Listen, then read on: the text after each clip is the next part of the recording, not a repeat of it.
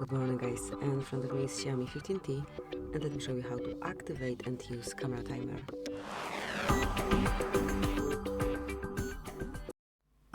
So at first, let's open your camera. Now enroll more options, and here you will notice timer icon. Just click to manage and pick the period of time after which you want your display to, not display, but after which you want your camera to grab a photo.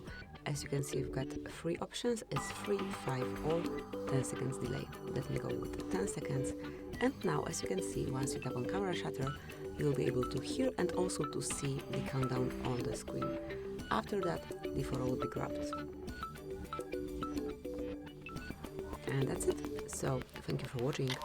Please subscribe our channel and leave the thumbs up.